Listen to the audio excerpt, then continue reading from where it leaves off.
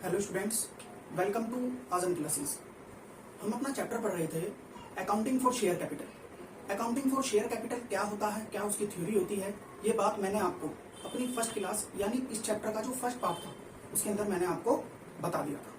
ठीक है, last class के अंदर हमने फोर फीचर से रिलेटेड अपना क्वेश्चन किया था और मैंने आपको थोड़ा सा उसके बारे में समझाने की भी कोशिश की थी कि फोर फीचर क्या होता है और किस तरीके से हम उसकी अलग अलग स्थितियों में जर्नल एंट्री करते हैं।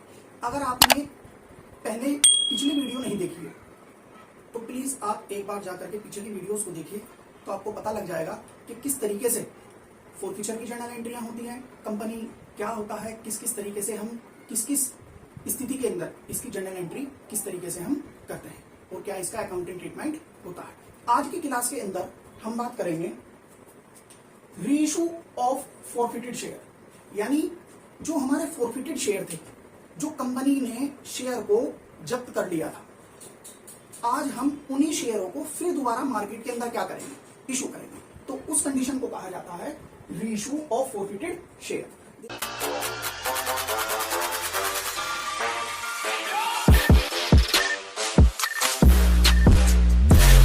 जब कंपनी ने शेयर को फोरफिट किया, तो फोरफिट का मतलब क्या हुआ कि कंपनी ने जिस बंदे को शेयर दिए थे और उसने कंसिडर कर दी, तो उससे हमने शेयर क्या कर लिए थे, ले लिए थे। तो उस स्थिति को क्या कहा गया था, फोरफिचर कहा गया था। आज उन्हीं शेयरों को क्या किया जा रहा है, इशू किया जा रहा है। ठीक है, यानी दोबारा क्या किया जा रहा है, इसको इशू किया जा रहा है, इसलिए इसको कहा गया है रीइशू। ठीक है जी। अब देखिए, रीइशू की भी कुछ ना कुछ टर्म्स कंडीशन होती है। तो रीइशू की टर्म्स और कंडीशन किस तरीके से है, वो कंपनीज एक्ट 2013 सेक्शन 53 के अंदर बताया गया है कि किस किस तरीके से हम शेयर को रीइशू करेंगे। ठीक है जी, ये बात तो थी कंपनी अकाउंट से रिलेटेड। इसके बाद maximum discount will be issued to pay the at the time of reissued of share. जब हम अपने शेयरों को रीइशू करते हैं तो मैक्सिमम डिस्काउंट हम कितना दे सकते हैं, उसके बारे में भी हमें इस बात का ध्यान रखना पड़ेगा। तो देखिए, मैक्सिमम डिस्काउंट कितना हो सकता है। मैंने आपको एक फोरफिचर की एंट्री कराई थी पिछली वीडियो के अंदर, तो अगर आपने पीछे की वीडियोस को नहीं देखा है तो प्लीज आप एक बार जाकर के पीछे की वीडियोस को देखिए, तभी आपकी आज की क्लास समझ में आएगी। क्योंकि एक दूसरे से क्या है, ये लिंक है, समझ में नहीं आएगा आगे की वीडियो अगर आपने पीछे की वीडियो को नहीं देखा। तो मैं आपको बता रहा था कि लास्ट क्लास के अंदर मैंने आपको फोरफिचर से रिलेटेड एक जर्नल एंट्री कराई थी, क्वेश्चन भी कराया था।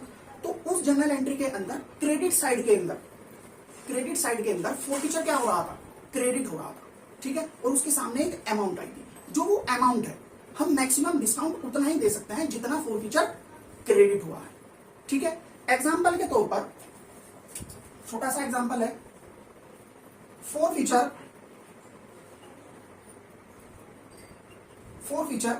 क्रेडिट साइड के अंदर 100 रुपीज आया। एग्जाम्पल है छोटा सा, क्रेडिट साइड के अंदर फोरफिचर कितना आया, 100 रुपीज आया। तो हम मैक्सिमम जो डिस्काउंट दे सकते हैं, maximum discount at the time of reissue of share,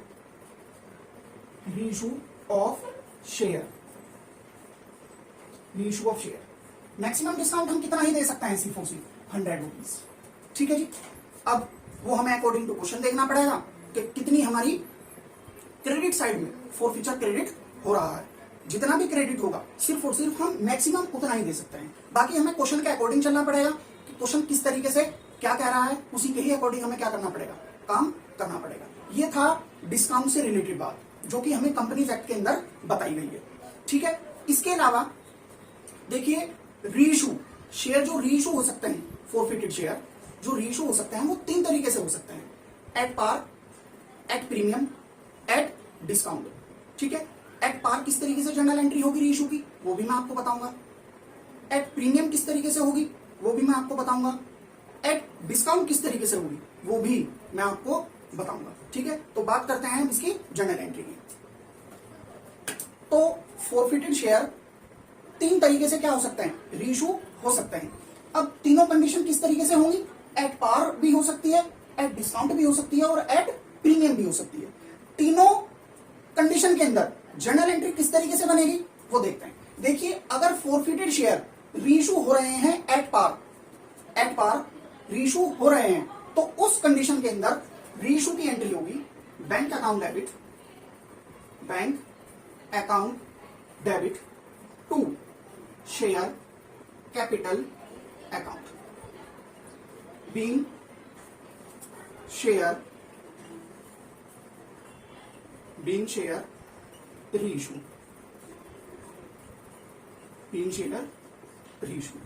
ठीक है जी। अगर हमारे शेयर एट पार पर क्या हो रहे हैं, रीइशू हो रहे हैं, तो उस स्थिति के अंदर इस तरीके से जनरल एंट्री होगी। अगर एट डिस्काउंट हो रहे हैं, तो उस स्थिति के अंदर जनरल एंट्री क्या होगी, उसमें एंट्री होगी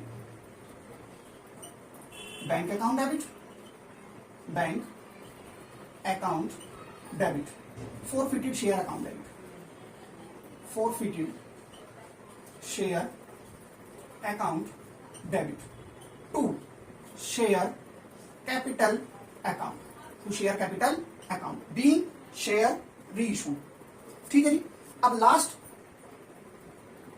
बात आती है, if forfeited share reissued at premium, अगर फोरफिटेड शेयर प्रीमियम पर क्या हो रहे हैं, रीइशू हो रहे हैं, तो उस स्थिति में जनरल एंट्री क्या होगी, उसमें एंट्री होगी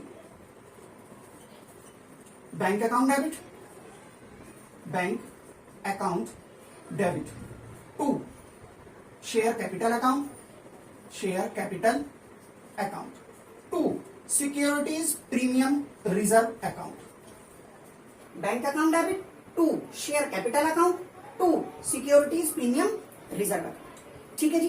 तो मैंने आपको बताया कि रीइशू के टाइम पर फोरफिटेड शेयर तीन तरीके से रीइशू हो सकते हैं।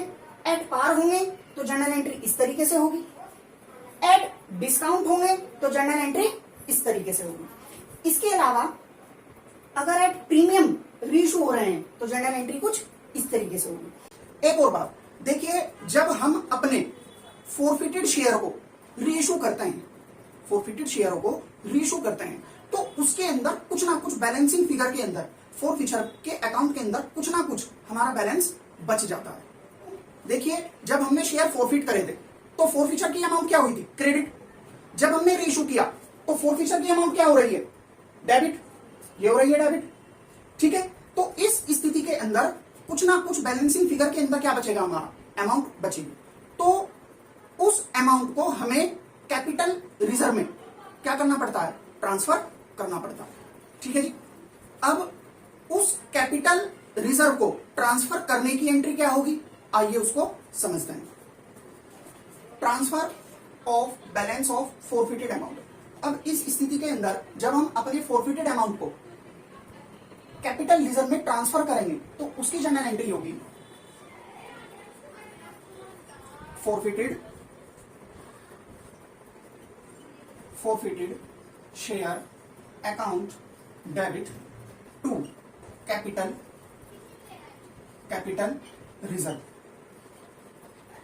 रिजर्व अकाउंट, अमाउंट सामने being forfeited amount transferred to the capital reserve, ठीक है जी। being forfeited amount transferred to the capital reserve, जब हम अपनी फोरफिटेड अमाउंट को ट्रांसफर करेंगे कैपिटल रिजर्व के अंदर तो उस स्थिति के अंदर जनरल एंट्री इस तरीके से होगी। अब देखिए, जनरल एंट्री करना तो इसका आसान है, जनरल एंट्री करने में इतनी कोई बड़ी बात नहीं है। अब इसके अंदर भी दो कंडीशन आ जाती है।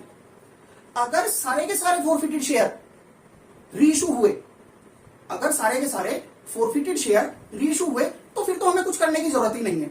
फिर तो हमें करना क्या है, फोरफिटेड अमाउंट की जो क्रेडिट अमाउंट थी उस अमाउंट में से जो हमारी डेबिट अमाउंट आई रीइशू के टाइम पर, फोरफिचर के टाइम पर, तो उसके अंदर से उस अमाउंट को क्या कर देंगे, लेस कर देंगे और बैलेंसिंग फिगर में जो भी अमाउंट आएगी वो हम यहां पर ट्रांसफर कर देंगे। मगर अगर सारे के सारे फोरफिटेड शेयर रीइशू नहीं हुए, अगर सारे के सारे फोरफिटेड शेयर रीइशू नहीं हुए तो उस स्थिति के अंदर क्या करना पड़ेगा, उसमें हमें एक फॉर्मूला ध्यान में रखना पड़ेगा, उसके हिसाब से जो अमाउंट आएगी वो हमें यहां पर ट्रांसफर करनी होगी, ठीक है। तो हम दोनों ही कंडीशन देखते हैं। अगर सारे के सारे फोरफिटेड शेयर रीइशू हुए हैं तो पहली कंडीशन क्या बनेगी, if all forfeited share are reissued, अगर सारे के सारे फॉरफिटेड शेयर रीइशू हुए हैं तो फिर तो कुछ करने की जरूरत ही नहीं है। मैंने आपको बताया कि क्रेडिट में से डेबिट अमाउंट को लेस करने के बाद जो अमाउंट आएगी वो सारी की सारी कहां चली जाएगी, इस वाली जर्नल एंट्री के अंदर चली जाएगी। ठीक है, तो इसके अंदर तो इतनी बड़ी कोई बात नहीं है। अगर सारे के सारे फॉरफिटेड शेयर रीइशू नहीं हुए, सारे फॉरफिटेड शेयर रीइशू नहीं हुए, तो हमें क्या करना पड़ेगा? फिर उसके अंदर हमें फिर एक फॉर्मूला लगाना पड़ेगा। फॉर्मूला क्या होगा? Total amount of forfeiture upon total forfeited share, total forfeited share into number of share reissue, number of share reissue। ठीक है जी, माइनस रीइशूड डिस्काउंट,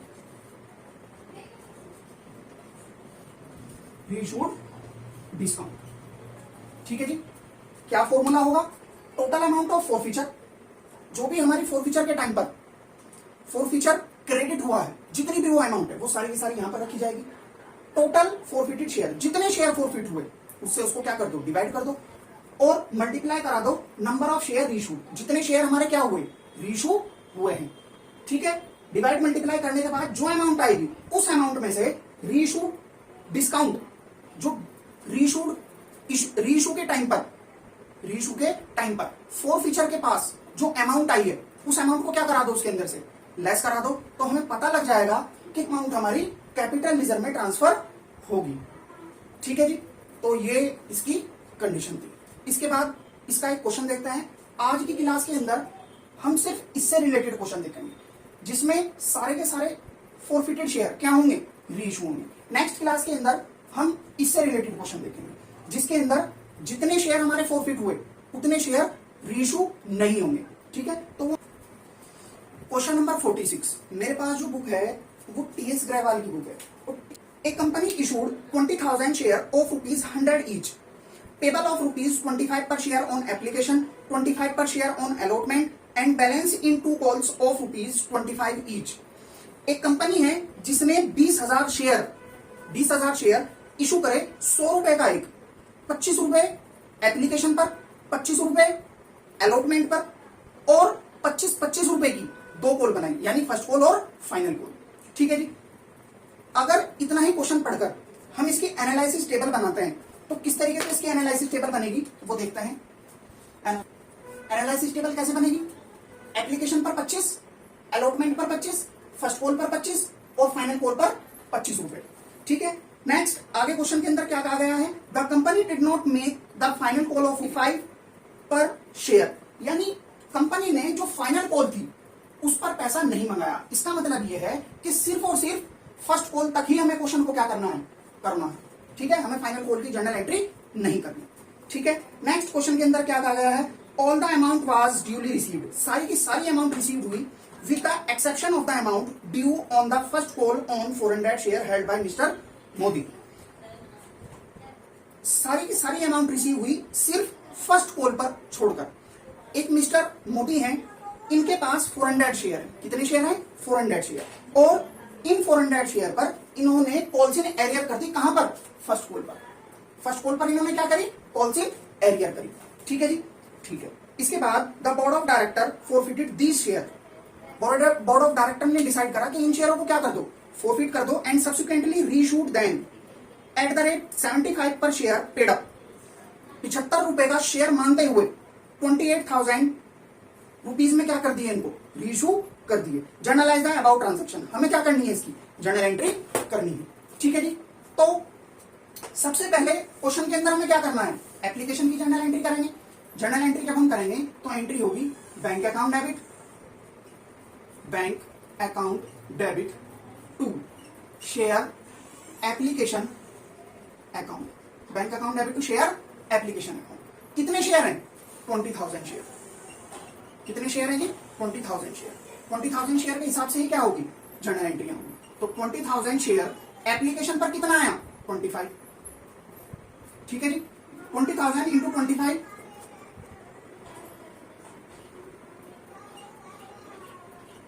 कितना आया 5 लाख, और 5 लाख ही यहां पर आ जाएगा बीइंग एप्लीकेशन मनी रिसीव।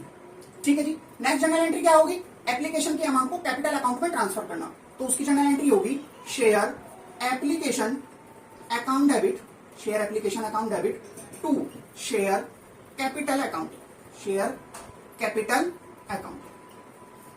क्या जितने से एप्लीकेशन क्या हुई है क्रेडिट हुई है उतने से ही डेबिट हो जाएगी। कितनी 5 lakh rupees being application money transfer to the capital share capital account. ठीक है जी। नेक्स्ट जनरल एंट्री क्या होगी, अलॉटमेंट की। अलॉटमेंट की जनरल एंट्री कैसी होगी, share allotment account debit to share capital account, capital account. कितना, वही 20,000 शेयर है इंटू अलॉटमेंट कितने का है 25, मल्टीप्लाई करेंगे तो कितना ही आएगा 5 लाख ही आएगा। तो 5 लाख रुपीज अलॉटमेंट में आ जाएगा बीइंग अलॉटमेंट मनी ड्यू। ठीक है जी। अब इस अलॉटमेंट की अमाउंट को बैंक में ट्रांसफर करने की एंट्री, तो उसमें एंट्री क्या होगी, bank account debit, bank account debit to share allotment account, bank account debit to share allotment account. जितने से अलॉटमेंट डेबिट हुआ है उतने से क्या हो जाएगा क्रेडिट, कितना 5 लाख। ठीक है जी। ये अमाउंट यहां पर आ जाएगी। नेक्स्ट क्वेश्चन आगे बढ़ाएंगे। क्वेश्चन के अंदर लास्ट हमें जनरल एंट्री किसकी करनी है, फर्स्ट कॉल की। अब फर्स्ट कॉल की एंट्री करेंगे, share first call account debit to share capital account, share first call account debit to share capital account. कितनी शेयर है 20,000 शेयर इंटू 25, वही अमाउंट जो आई थी 5 लाख, 5 लाख यहां पर आ जाएगी। ठीक है। अब फर्स्ट कॉल की मनी रिसीव होगी तो एंट्री क्या होगी, bank account debit, bank account debit to share first call account, first call account. कितने, अब यहां पर रुकना पड़ेगा। देखिए 20,000 शेयर थे। क्वेश्चन के अंदर बताया गया है कि मिस्टर मोदी हैं जिन्होंने फर्स्ट कॉल की मनी नहीं दी, जिन्होंने फर्स्ट कॉल की मनी नहीं दी। तो इसका मतलब यह है कि बैंक के अंदर 20,000 शेयर के हिसाब से अमाउंट नहीं आएगी। क्यों, क्योंकि 400 शेयर पर क्या है, कौन से एरियर है। तो 20,000 शेयर में से हम लेस कर देंगे कितने शेयर, 400 शेयर।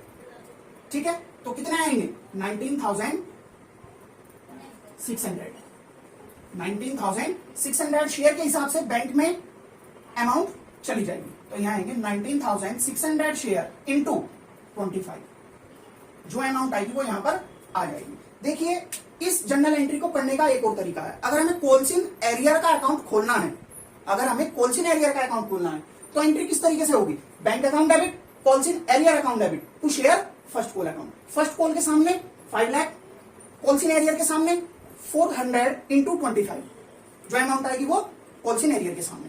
बैंक के सामने 19,600 इंटू 25। ठीक है जी। अगर हमें कोलसिन एरियर का अकाउंट खोलना है तो कोलसिन एरियर का अकाउंट भी हम खोल सकते हैं, मगर खोलना कंपलसरी नहीं है, इसलिए मैंने कोलसिन एरियर का अकाउंट ओपन नहीं किया है। 4,90,000। ठीक है जी। अब क्वेश्चन के अंदर हमें क्या करना है, अब क्वेश्चन के अंदर हमें फोरफिचर से रिलेटेड जनरल एंट्री करनी है। क्वेश्चन के अंदर कहा गया था कि बोर्ड ऑफ डायरेक्टर ने डिसाइड किया है कि जिसने कोलसिन एरियर की है उसके शेयर को क्या कर दो, फोरफिट कर दो। तो फोरफिचर की एंट्री क्या होगी वो यहां पर अब हमें करनी पड़ेगी। ठीक है। एंट्री होगी share capital account debit to forfeited share account,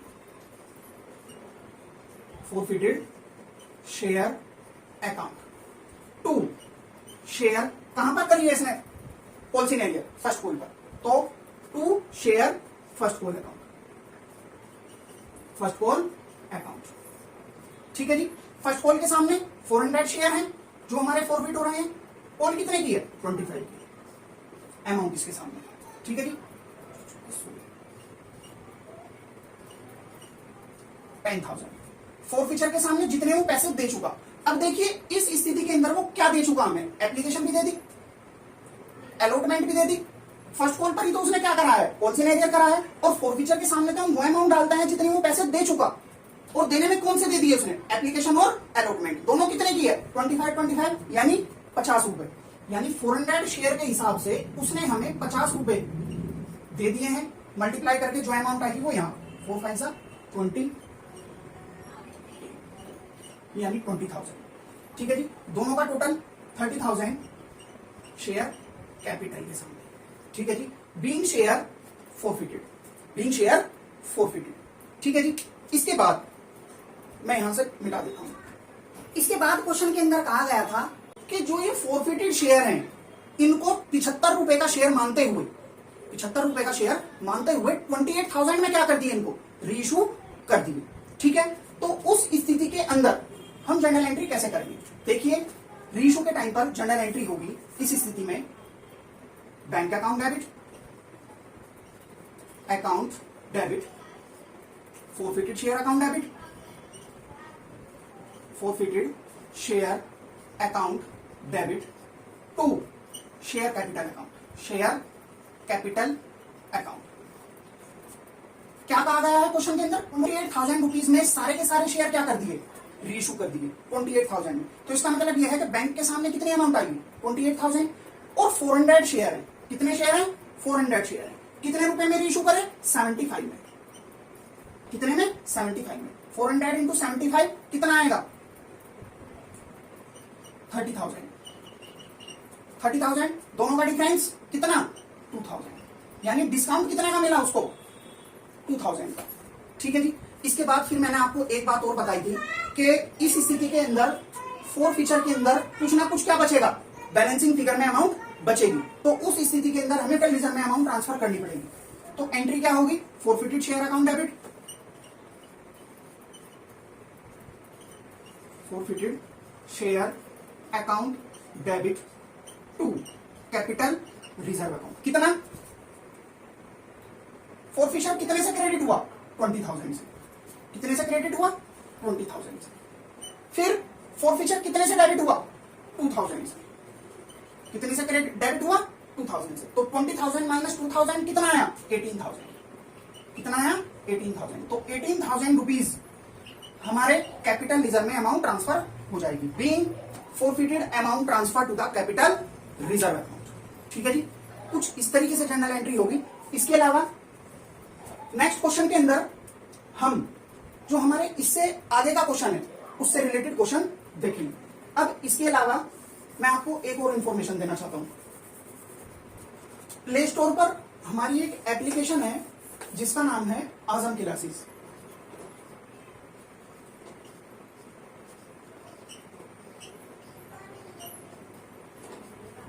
application का नाम आजम क्लासेस के नाम से एप्लीकेशन है। इस पर हम धीरे धीरे अपनी बिजनेस स्टडीज और अकाउंटेंसी जो हमारे 11th और 12th दोनों की ही हम इस पर धीरे धीरे वीडियोस डाल रहे हैं। अगर आपको और नॉलेज लेनी है तो आप हमारी इस एप्लीकेशन को डाउनलोड कर सकते हैं।